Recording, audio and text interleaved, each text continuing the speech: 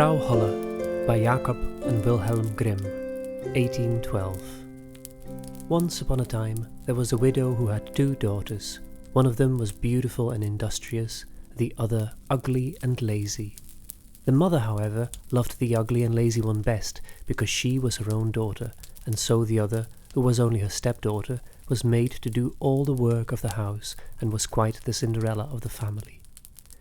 Her stepmother sent her out every day to sit by the well in the high road, there to spin until she made her fingers bleed. Now it chanced one day that some blood fell onto the spindle, and as the girl stopped over the well to wash it off, the spindle suddenly sprang out of her hand and fell into the well. She ran home crying to tell of her misfortune, but her stepmother spoke harshly to her, and after giving her a violent scolding, said unkindly, "As you have let the spindle fall into the well, you may go yourself and fetch it out." The girl went back to the well, not knowing what to do, and at last in her distress she jumped into the water after the spindle. She remembered nothing more until she awoke and found herself in a beautiful meadow, full of sunshine and with countless flowers blooming in every direction. She walked over the meadow, and presently she came upon a baker's oven full of bread, and the loaves cried out to her, take us out, or alas, we shall be burned to a cinder, we were baked through long ago." So she took the bread shovel and drew them all out. She went on a little further, till she came to a tree full of apples. Shake me, I pray," cried the tree. "My apples, one and all, are ripe." So she shook the tree, and the apples came falling down upon her like rain, but she continued shaking until there was not a single apple left upon it. Then she carefully gathered the apples together in a heap and walked on again. The next thing she came to was a little house, and there she saw an old woman looking out, with such large teeth that she was terrified and turned to run away. But the old woman called after her, "What are you afraid of, dear child? Stay with me. If you will do the work of my house properly for me, I will make you very happy. You must be very careful, however, to make my bed in the right way, for I wish you always to shake it thoroughly, so that the feathers fly about. Then they say down in the world that it is snowing, for I am Frau Holle." The old woman spoke so kindly that the girl summoned up the courage and agreed to enter into her service. She took care to do everything according to the old woman's bidding, and every time she made the bed she shook it with all her might, so that the feathers flew about like so many snowflakes. The old woman was as good as her word. She never spoke angrily to her, and fed her the most wonderful meals. So she stayed with Frau Holle for some time, and then she began to grow unhappy. She could not at first tell why she felt sad, but she became conscious at last of great longing to go home. Then she knew she was homesick, although she was 1,000 times better off with Frau Holle than with her mother and sister.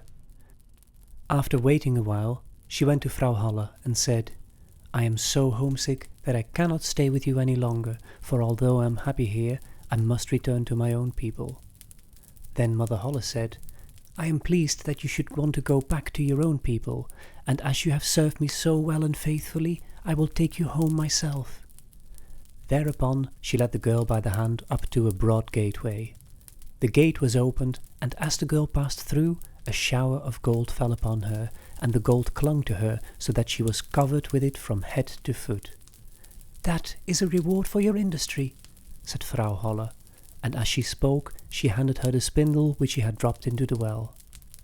The gate was then closed, and the girl found herself back in the old world close to her mother's house. As she entered the courtyard, the cock who was perched on the well called out, "Cock-a-doodle-doo! The golden daughters come back to you!" Then she went in to her mother and sister, and as she was so richly covered with gold, they gave her a warm welcome. She related to them all that had happened, and when the mother heard how she had come by her great riches, she thought she should like her ugly, lazy daughter to go and try her fortune. So she made the sister go and sit by the well and spin, and the girl pricked her finger and thrust her hand into a thorn bush, so that she might draw up some blood onto the spindle. Then she threw it into the well and jumped in herself. Like the sister, she awoke in the beautiful meadow and walked over it till she came to the oven. take us out, or alas, we shall be burned to a cinder. We were baked through long ago," cried the loaves as before. But the lazy girl answered, "Do you think I am going to dirty my hands for you?" and walked on. Presently she came to the apple tree. Shake me, I pray, my apples one and all are ripe," it cried.